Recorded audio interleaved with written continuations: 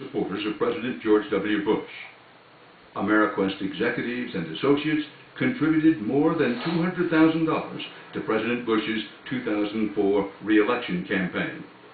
In 2006, Arnall was appointed ambassador to the Netherlands. Back in Georgia, Ameriquest continued its campaign in the capital. Lawmaker Fort says he was visited by Ameriquest's general counsel. They had their legal counsel here quite often. He told me that I was not serving my constituents well by embarking on this legislative fight. And I took great umbrage with that because, you know, love me or hate me, no one can ever question my commitment to my constituents and the people that I serve. And many of his constituents were the very folks who were losing their homes. After Georgia's bill passed, Ameriquest said it was pulling out of Georgia. They were telling lawmakers that they would only return if the law was pared back. If the law prevented predatory lenders from doing business in Georgia, that was a good thing. Would it have stopped the conventional mainline banks from doing business? No, not at all. But if it did stop the Ameriquest from ripping people off, from stealing the home equity that they had worked their entire lives for, then hallelujah.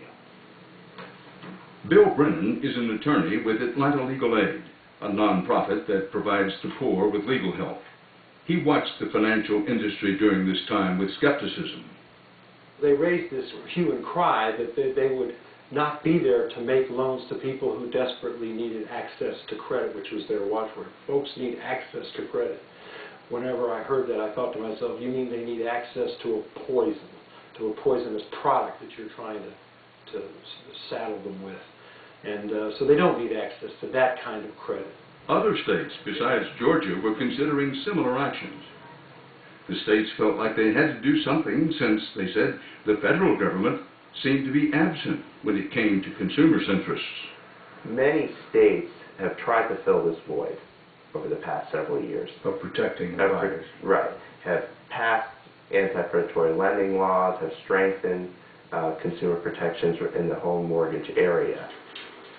Josh Nasser is a lobbyist in Washington, D.C. for the Center for Responsible Lending, a consumer rights group.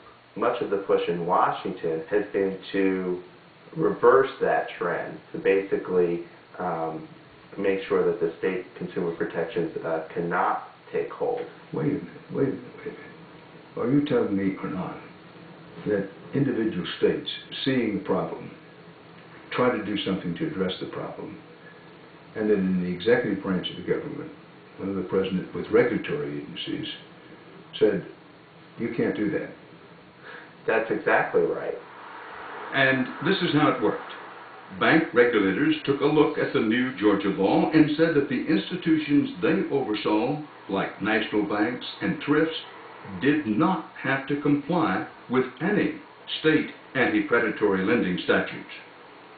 What actually has happened, the federal regulators have worked counter to the consumer interest in most instances. You know, clearly what's driven this foreclosure crisis has not been too many consumer protections. It's been the lack of consumer protections. The federal regulators, however, said that they were not trying to undermine state consumer protections. They said they were the ones whose job it was to be policing the banks. And in January 2003, the story took another dramatic turn, and that turn reverberated through Georgia's housing market.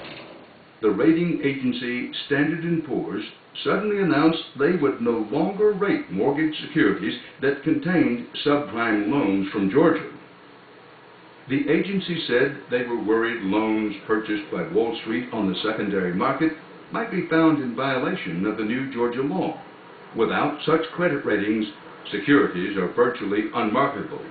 The effect of that, as they well knew, was that the capital that flows through the investments in mortgage-backed securities would stop to a certain extent.